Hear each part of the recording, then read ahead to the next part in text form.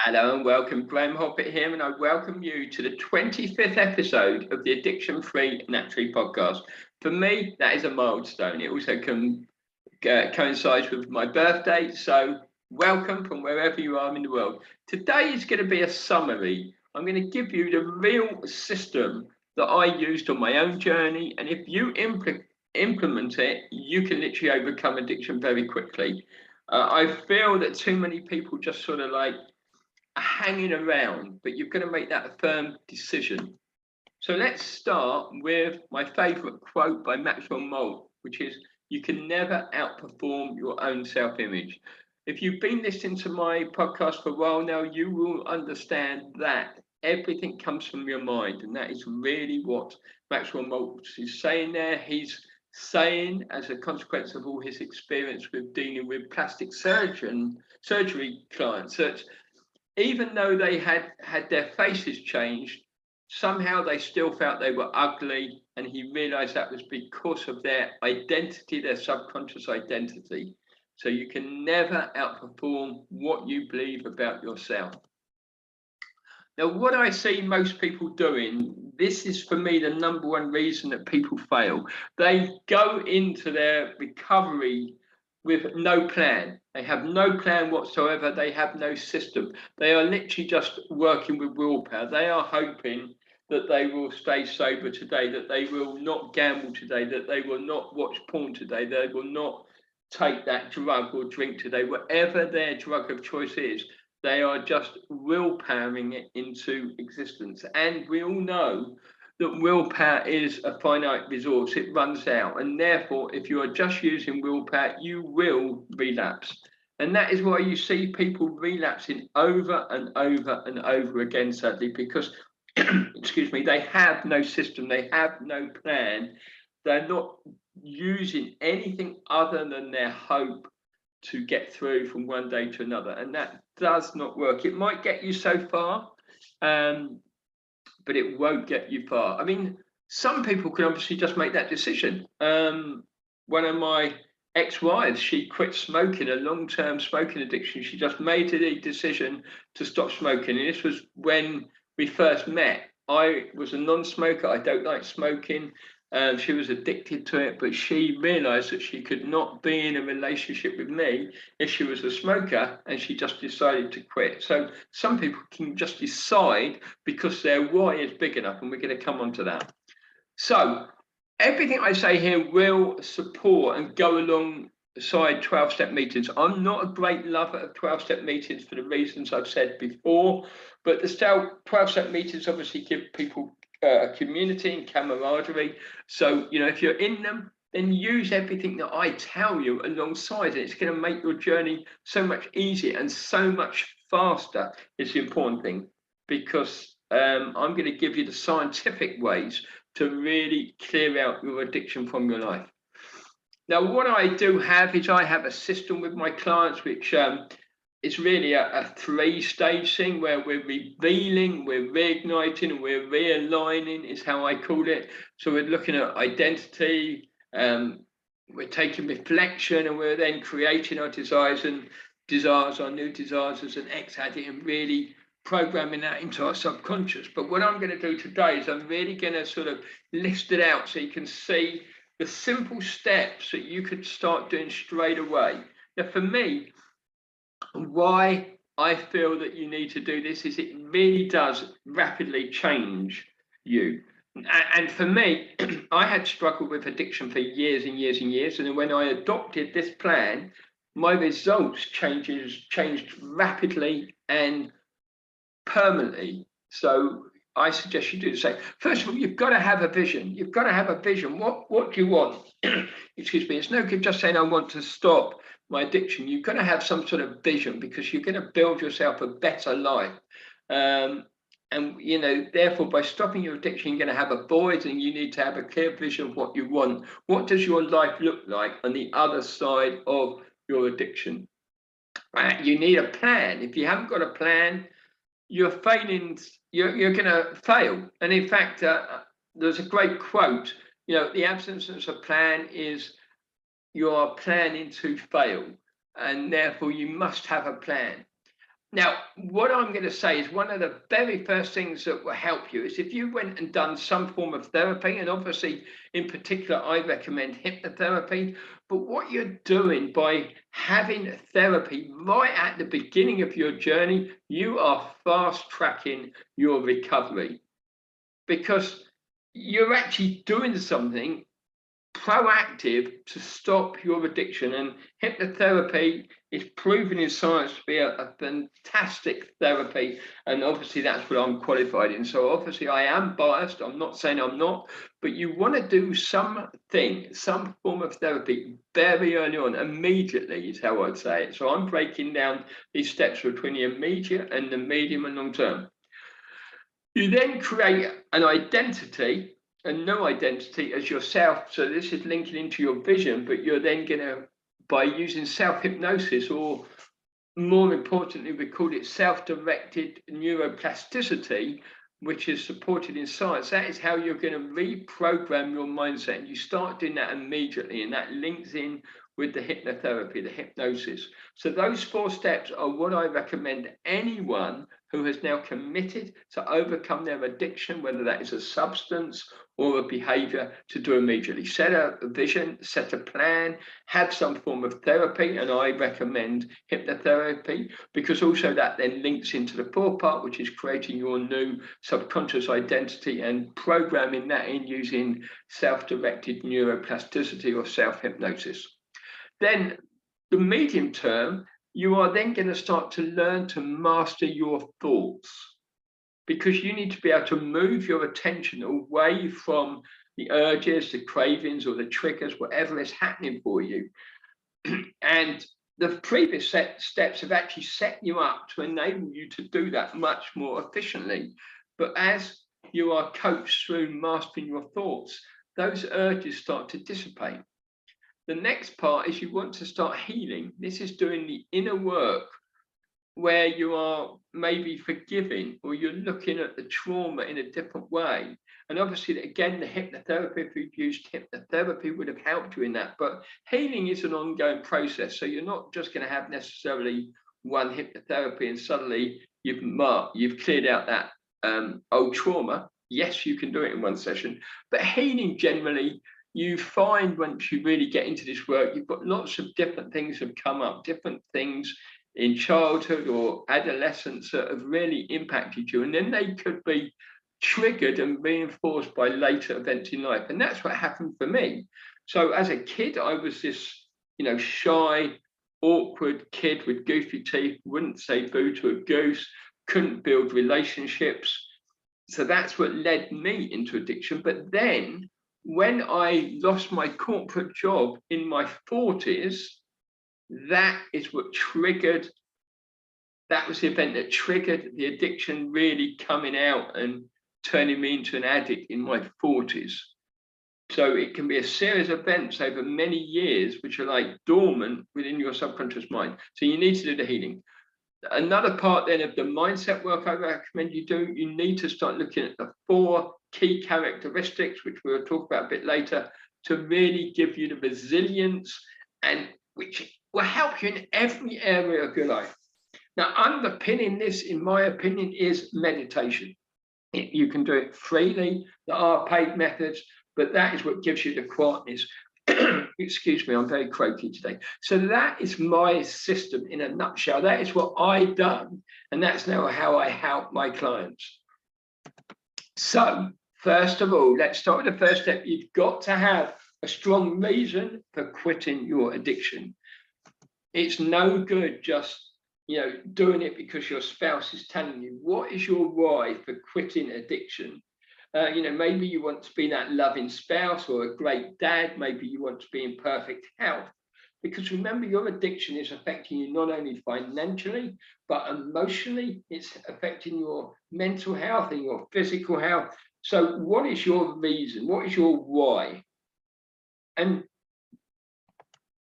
being a person, it's easy to stop, but being a person that doesn't take substances, excuse me, or doesn't do the behavior, who is doing the actions which enable them to stop so that he can have the freedom. That's the tough part. That is that is what this journey is all about. It's easy to stop, but the difficult part is becoming that person. But let me just say, it's easier making the changes than it is to be stuck in addiction. So it's a great journey to make.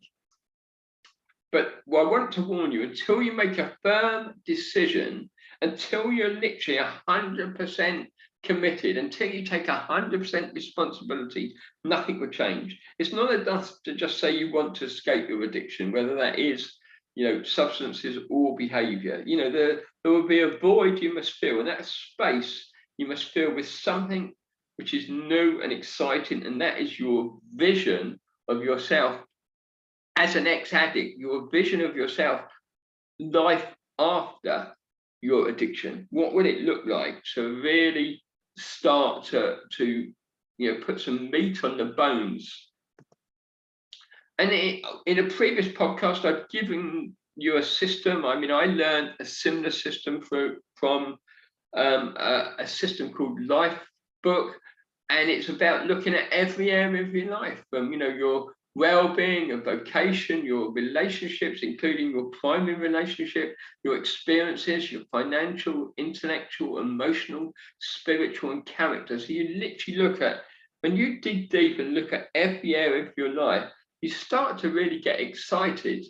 And if you think, well, what could I really have in my life? There's a great book out there called The Rob Report. When you start to look at that, you start to see how well some people live. And I'm not just talking about the financial side, because it's about experiences, relationships, but money can help you enjoy those things at a deeper level. So really start to think about what your life could look like at the other side of addiction, because when you're in active addiction, you're consumed by it. You can't see what life could possibly look like on the other side, and you need to break free for a moment and create that vision. And again, in the previous podcast, I've mentioned about the formula for an extraordinary life, the Be Do Have methodology, and that's again an important part, because you have to become that person in your mind first. So you need to start becoming that ex-addict in your mind now, and therefore you start to do the behaviors. Who must I be? You start to think about, who must I be? What must I do so that I can become that ex-addict? So who must you be in your mind? You've got to see yourself as that person who no longer gambles, or who no longer drinks, or who no longer shoots drugs, or who no longer is a shopping addict. So you see yourself as that person clear of that addiction, the ex-addict, the non-gambler, the non-drinker. And therefore you have to think about, well, what are the actions you must do to get there? And obviously that I've given you some of those steps. It's about creating your vision, creating your plan, doing some form of therapy like hypnotherapy. So doing, what must you do? So if that comes from your plan, so that you can then have the freedom as an ex-addict. Because your environment, what you really want is a direct reflection of your subconscious identity, because as Maxwell Maltz said, you can never outperform it. And in fact, another great quote from James Lane Allen was, we do not attract what we want in our life, but what we are. Yeah, so if you are in your subconscious identity a fat person, then that's what you'll be. You'll always be a fat person. If you are that addict and you're reinforcing that addict mentality in your mindset, that's what you will be. And again, that is one of my gripes about the 12 steps, because you're reinforcing that you're an addict, you're always in recovery. No, I'm no longer in recovery. I made that decision when I went to therapy. My first session, I made the decision I was now an ex-addict, and therefore I changed my mindset, and that helped me quit far easier. So it's all about your mentality, your subconscious identity. And we spoke in a previous podcast about a model given to us by Gregory Bateson, I think back in the 1950s, where you can literally look at your life as a pyramid, and your identity is what holds everything in place, and that's at the bottom. But your environment, what you want, the when, the where, with whom, the external things that you want, That's at the top, and then below that is the behaviors. Well, what you do, what you say, the performances, your actions, your reactions, and that comes from your skills, how you do something, the knowledge, the skills, the competencies, and then why, and that comes from your beliefs and values, what you hold true, right or wrongly. And it all comes from your identity, which is at the bottom of the pyramid. But bottom of the pyramid, it's like, how do you see yourself? Your self-image, the perception of yourself. So if you see yourself as that fat person, that is why you can't stick to a diet. If you see yourself as an addict, always gambling, or always watching porn, or always shopping, or always shooting drugs, that's why you're finding it difficult to stop, because your subconscious identity is holding you there. You have to change, which is why I follow the Be, Do, Have methodology, because you have to start being that ex-addict in your mind. And that leads us on to, why people set goals which are inconsistent with their identity. They try to lose weight when really in their subconscious identity, they're a fat person, or they try to find that loving partner and only end up in an abusive relationship where love isn't available to them in their subconscious mind because of maybe events in their childhood or growing up. And the same for wealth, the poverty mindset versus the wealth mindset. And that all comes from the mind, from our subconscious identity. So as an example, if you can see so many people failing at losing weight. We see this so many times at New Year's resolutions, I'm going to lose weight. But we're controlled by the neural pathways. We're controlled by those habits that we've been so deeply ingrained into our brains. So therefore, we've wired ourselves to effectively eat unhealthily in that case. But remember, again, in a previous podcast, I spoke about my friend Glyn, who's 58 years old, and he's got like the body of a 30-year-old. And that is because his identity is as a fit and slim person. So his environment is set up for that. He's trim and fit because he does the behaviors to keep himself that way. And he's got all the skill sets. So he knows what to do in the gym. He knows how to eat healthily. And he's got the beliefs and, most important, the values about being fit and healthy, because at his identity, in all the years I've known him, he has the identity of a healthy person, a trim person. That is his identity. So even if he's like sick for a week or two with, say, flu, he'll then get back in the gym once that's over. So it's like his identity will take him back to doing what he does regularly. He never falls off because it's ingrained. He's following his automatic subconscious programming that he has habitualized. So if you compared like him to a person struggling to lose weight, and this same example applies to addiction, which is why I'm showing it to you, it's like at the identity level, he's got the identity level as a fit person, a fat person hasn't. He's got the beliefs and values supporting that. The unfit person hasn't. He's got the skills. He's built the skills. He knows how to produce nutritious food or particular exercises in the gym, and he's modified that as he's got older. A person who hasn't got that identity doesn't develop those skills. So therefore, he enacts the behaviors, whereas an unfit person doesn't. And that's why he's got the result of a trim body, a trim and fit body, mind, body and soul now, because he has got that as his identity. And exactly the same goes for you and I in overcoming addiction. I set my identity right at the outset when I got serious. So I struggled for years, but then when I saw my therapist, then it all come into place. I realized what I needed to do. So I set my identity and started to create the beliefs and values. I even talked in a previous podcast about how I changed my beliefs. I personally do not believe addiction is a disease. I believe that belief holds you back. You can believe whatever you want. I'm not here to try and change your beliefs, but you've got to make sure your beliefs support your journey, support the outcome you're trying to get, the environment you're trying to create.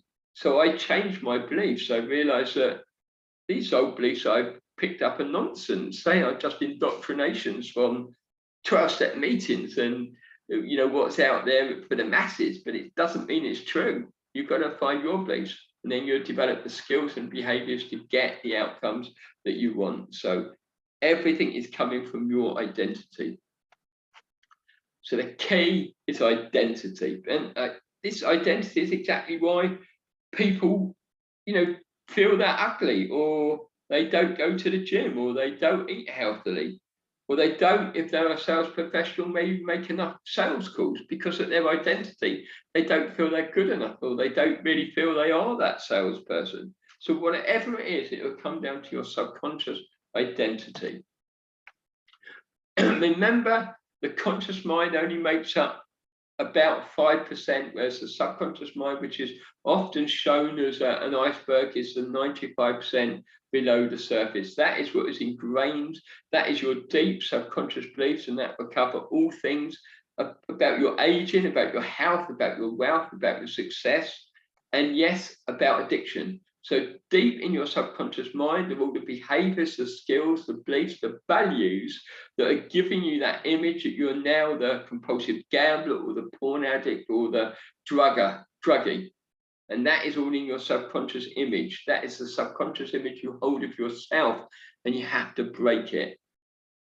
And that is where, again, having a therapy such as hypnotherapy right at the outset is going to clear a lot of that up for you, to give yourself the very best chance of overcoming your addiction.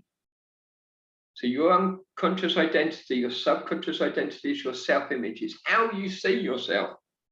Whether you think you're fat or what. I'm beautiful, I'm ugly, I'm wealthy, I'm poor, I'm successful, I'm a failure, I'm a winner, I'm a loser, I'm intelligent, I'm stupid. It's all down to our subconscious identity. And even smart people, they might have lots of degrees, but actually they still think they're not good enough, because they might be comparing themselves to someone else. So everything comes down to the stories we're telling ourselves in our subconscious mind. So if you're telling yourself, I'm an addict, I'm worthless, I'm a loser, I can never overcome addiction, guess what?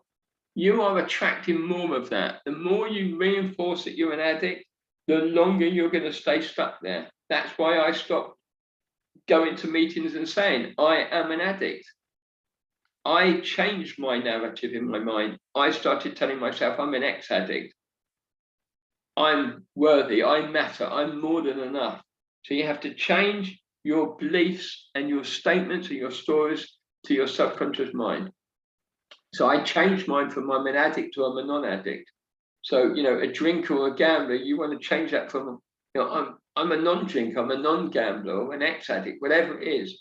You want to change those stories about I'm not enough, or I'm worthless, to I matter, I am enough, I'm more than enough. I'm a winner.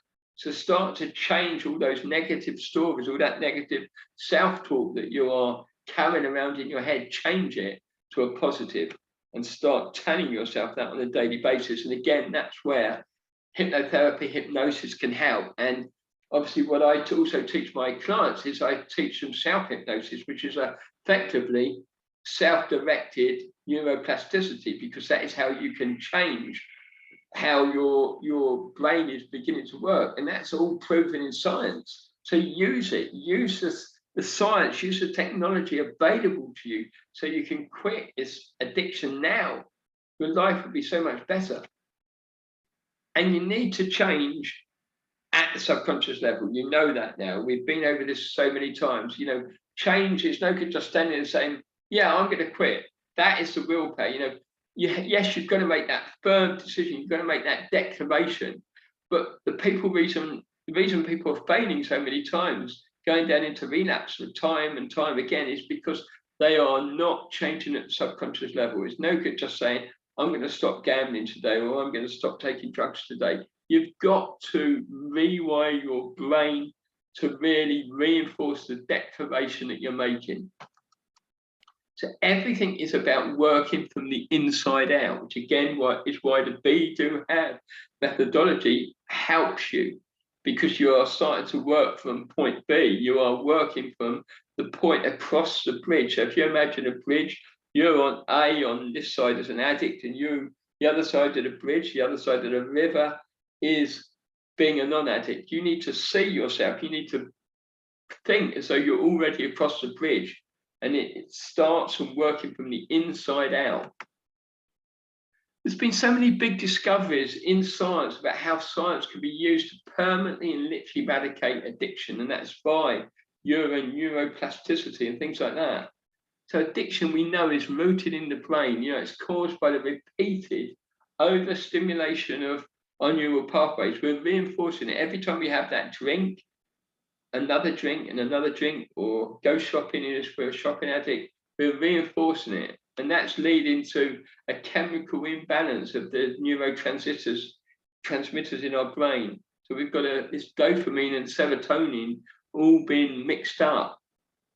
And we're doing that addiction. We're taking that drug, our drug of choice, but again, it's a substance or behavior to get that high. But then the more we do it, the more we need the high. So you have to find the high in a healthy way. Like a walk can be much more healthy. So it's like we can learn new ways to get that same high in our mind. It's just a matter of retraining our brains. And neuroplasticity, or brain plasticity as it's often called, is the ability of the brain to modify its connections or rewire itself. So the science is there. You now need to adopt that, and hypnotherapy is one way of doing that, a very, very powerful way. And I show my clients what to do, and I've given you so many bits of information in this 25 series of podcasts that you can start doing that. There's a quote: neurons which fire together, wire together. Yeah, neurons which fire together, wire together. And what that's really saying is that's how you become an addict, really. You programmed yourself. It's like by repeating the actions, it starts off with one drink, then it's two, then it's three, or the porn and watching more, etc., etc. You're creating those neural pathways by repeating the actions. Now you're going to reverse it by putting new habits into place and creating new neural pathways. Oops. So, our reality is created by our thoughts. Our thoughts create our beliefs. Our beliefs, in turn, determine the actions that we take, and then our actions are going to create certain results. And obviously, from those results, we get feedback. And the feedback is really telling us how our beliefs serve us. And it's a loop. We keep doing it. We're running through that over and over again. So we're creating our reality from the thoughts which move into our beliefs, our actions, the results, and feedback. It's a feedback loop. And we have to take notice, because doing the same thing over and over again is insanity. It's that old quote: insanity is doing the same thing over and over again and expecting different results. So going back to the pyramid model from Gregory Bateson, it's like it doesn't matter how many times you do something, if you're not being that kind of person, the person that can do those things, which is all coming from your identity, it's never going to work. And that's why the massive action sort of that people say to talk, you see often falls into failure, because you can take as much action as you want. If you're not being that person, you're never going to change. If it's all right saying, well, I'm going to be a millionaire, but if you're at the identity level a poor person, that's why you'll always be poor. And that's why you see so many lottery winners. They win a fortune, and before long they are broke again, because they have returned to their subconscious values, and their subconscious values and identity is as a poor person. And Mike Tyson, the boxer, is a clear and classic example of that, because he blew something like 300 million. I want to talk about the healing side very quickly now. Healing is a continual journey, and one of the biggest things you need to do is forgiveness. Forgiveness is actually for you, not necessarily the other person, but you need to start forgiving people and forgiving yourself, because any old abuse or trauma or addiction, anything like that, the guilt, the shame, the heartache, everything gets stored within us. And when we're storing all those hurts, that trauma, we're creating illness. Effectively, it creates sickness and disease, because everything is coming from our minds again, and our minds recall these traumatic things. We might not remember them consciously on a day-to-day basis, but they're stored in our subconscious. So we need to resolve these old issues. So forgiveness is a key part of my strategy that helped me. And I used a process called, this is just one of the processes I use, but Ho'oponopono, can't even pronounce it, doesn't matter. But it just offers an opportunity to release and clear all this old baggage. And it's just a mantra. It comes from Hawaiian. It's a Hawaiian mantra.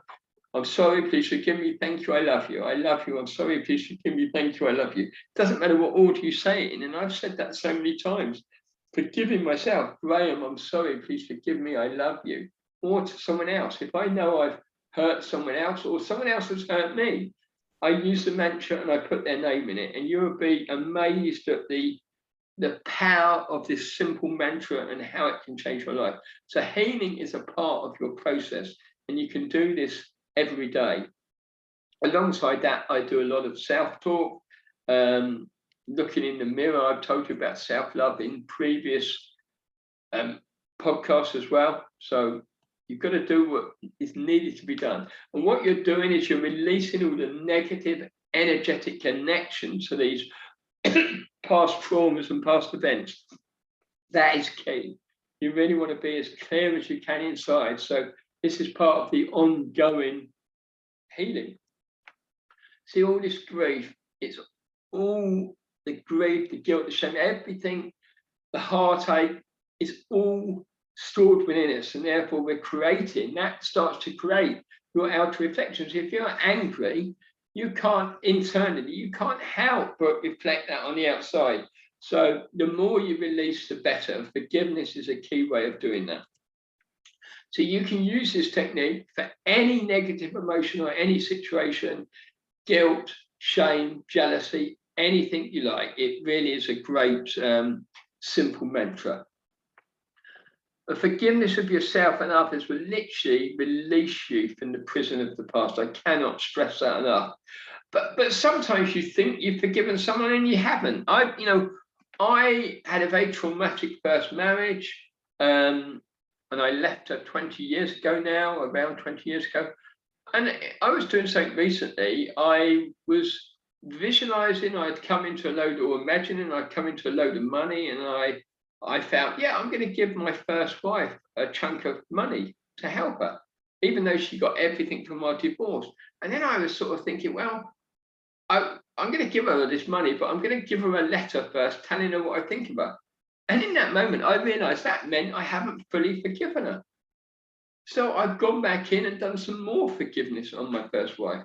So there's layers. As human beings, there are layers. We're like onions. We peel back a layer. So even though I thought I'd done a lot of forgiveness work for my first wife, clearly there's still levels where I still have not fully forgiven her. So I've kept doing work on that. And that's what we need to do. And in addiction, we hurt so many people, and then we feel that, oh, I'm clean now. I haven't gambled for 2 years, or I haven't done this for 6 months, whatever it might be. But they're still holding it against me, and you're blaming them. But they're on their own journey. You've hurt them, and they have to heal, and their healing might appear on a different timescale to you. So you need to forgive them, but you're forgiving yourself at the same time. You've hurt them, so you have to forgive them for now the harsh words that they are maybe saying to you. That is part of your healing. Don't judge them just because they haven't been able to let go of the hurt that you caused them. Forgiveness is a key thing. So by forgiving everyone, when you love yourself, you become your authentic self. And self-love is a key parameter, and we've been through that in the previous podcast as well. Self-love, self-care. I want to now talk about what I consider to be another part of the mindset that you need to adopt, and that is you need to develop 4 key character traits, in my opinion: commitment, responsibility, discipline, and integrity. And these are all being shaped by our indoctrinations, our beliefs and experiences in the past.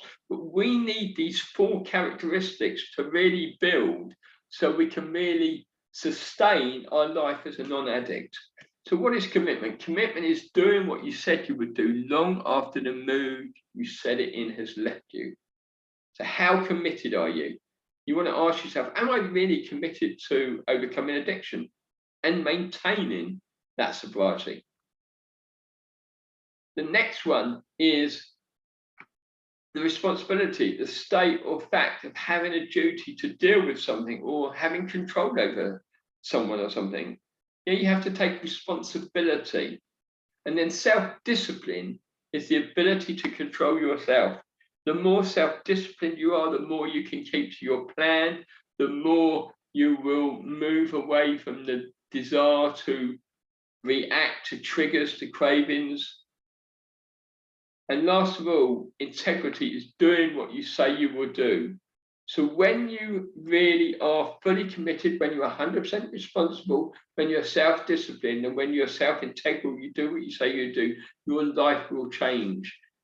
And your life as an addict will be left behind, because you will use all these traits to not only overcome addiction and stay as that ex-addict, but these character traits help you in so many areas of your life, whether it's relationships, health, building a business, or your career. They are key characteristic traits. And we sort of say them as words and we don't do anything. And I was that same person. But when I started to learn this as I was coming through my journey out of addiction, it is so powerful. It helps you in all areas of your life. And then lastly, the last part really, and I've mentioned this before, I didn't do this initially at the time I was trying to quit, but meditation is a key foundational practice, in my opinion. Next to oxygen, it's the most important thing to me. The magic really happens in the silence. When you start to get quiet every day, even if you just meditated for 10 or 20 minutes a day, I tend to meditate for 20 to 30 minutes a day. You get insights, you get awareness, and most importantly, you are training your brain. As I've done a whole podcast on meditation. You're training your brain for delayed gratification, and that enables you to stop reacting to urges and triggers and cravings.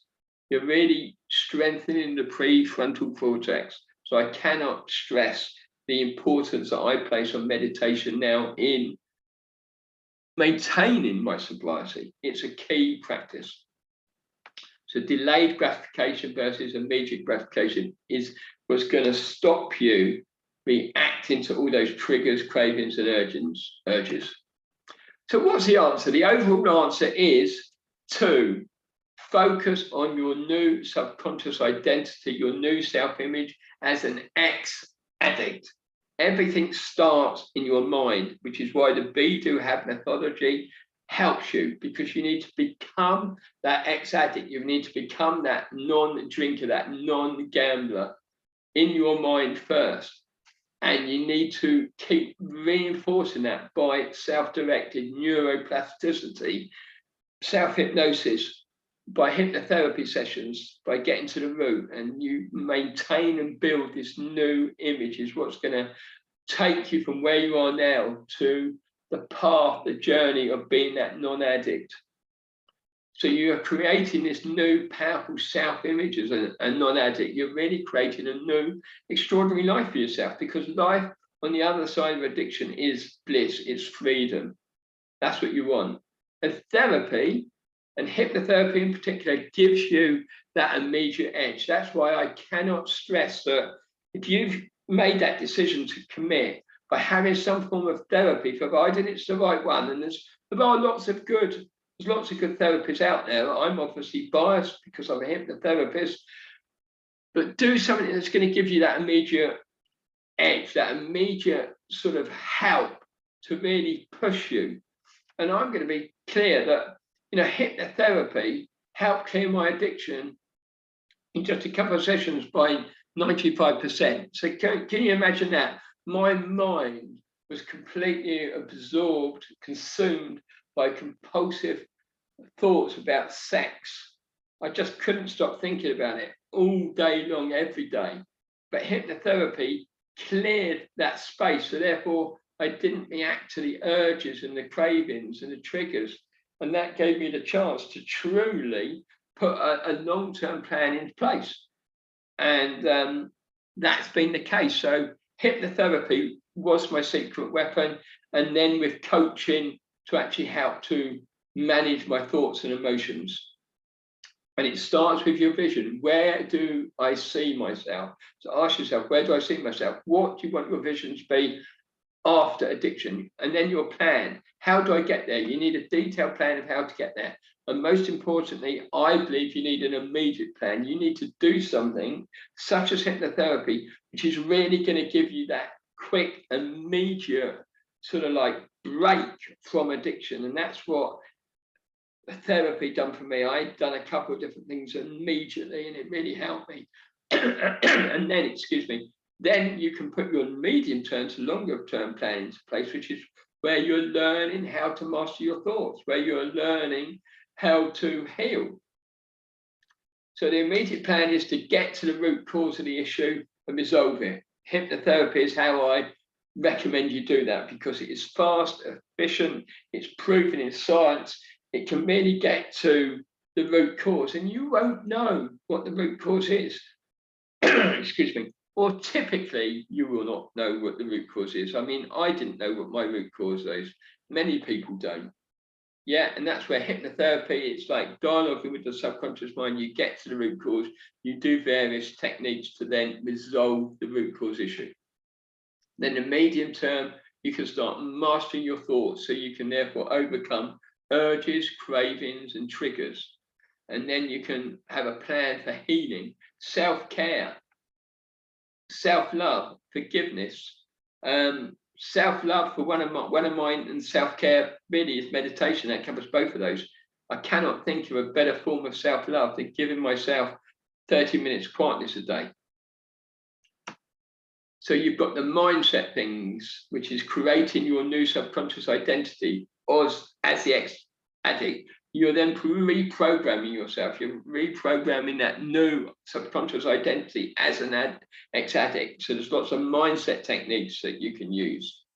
Neuroscience, neuroplasticity, neurogenesis, these are all parts of the science which can help you to create the new healthy self-image, your new subconscious identity. And to summarize again, the 4 key character traits which really help you: self-integrity, doing what you say you're going to do; self-responsible, taking 100% responsibility for where you are. Don't blame your addiction on other things and other people. You're there. You're the one choosing to take that substance or behave in a certain way. Then get 100% committed and self-discipline. When you link these character traits together, your life will change. Not just out of addiction, but your whole life would change in different ways. These are powerful character traits to develop. And then I cement it all with my meditation practice. So, in summary again, starts with a vision, plan. Hypnotherapy for me was my go-to, along with theta healing. I'm qualified in two modalities actually. Create your identity, the subconscious identity, and reinforce it with neuroplasticity, self-directed neuroplasticity or self-hypnosis. That's the immediate part that I would recommend you do. And then once you've done that, because that's going to start giving you the edge, then you can start to learn through coaching to master your thoughts. You can start to heal longer term by doing the forgiveness and letting go of the past, developing key character traits, and quietening your mind through meditation. I cannot stress enough, this works. This is what I've done. This is why I'm able to sit in front of you and actually offer, my past, the experience that I've developed. So it's like my mess has become my message. But I urge you, you have to get committed. You have to take full responsibility. Nothing happens until you get into action. You have to be that person in your mind first. And the great mantra that has seen me through is, if it is to be, it is up to me. It's down to you. No one else can do this for you. You can listen to inspirational, motivational things all day long. Nothing changes until you change. So, as I said, I use a system which will help you do that. So if you need help, reach out. But I've given you so much information within these 25 podcasts so far that will really help you. But the bottom line is, you have to change in your mind. 90% of this is mindset. Yes, there is a biological impact, there's a chemical imbalance, but science with neuroplasticity has proved you can change that chemical imbalance. You can return the balance to what it needs to be. So therefore, change your beliefs around that and focus on the science, which is going to enable you to change your life. Nothing is more exciting than living as an ex-addict. Yeah, you know, many of you have probably forgotten what it's like. But once you get back there, life is just bliss. And I'm just about to go and move to my favorite island in the world for 6 months. So that shows how far I've personally come in my journey. That was just a dream many years ago. But I'm going to go and live on my favorite island, Boracay, in the Philippines for 6 months. Whatever your dream is, you can create it by turning your life around, by mastering your thoughts and mastering yourself through hypnosis and coaching. I wish you all the very best. I hope these 25 episodes so far, the summary here, have really helped you. Nothing changes until you get serious. I urge you to get serious. Live the life that you want. There's so many more dreams that we've all got, and we can all achieve all of our dreams. And it's easier once we've quit that addiction. So if I can help in any way, reach out. You can find me on Facebook, you can find me on LinkedIn, or you can email me at graeme@graemehoppitt.com. I'm here to help. I have a load of experience helping a load of people overcome addiction, and I use natural methods. I help you with the modalities that I've learned, primarily hypnotherapy and those of coaching. You need support. Most people cannot do it alone. I felt I could originally, I couldn't. That's why people are trapped. They are using no plan. They have no vision. And that is why they're relapsing. They're relying on willpower. I urge you to step up, get help. If I can help, then reach out to me. If it needs to be someone else, reach out to them. Just go and get some help from somewhere. Don't struggle in addiction any longer. Life is too short. I'm wishing you a wonderful day. I am going to celebrate my own birthday today. Have a great day wherever you are in the world. I love you all. All the very best to you. And think of that life after addiction, because you can do it. You can absolutely quit your addiction naturally.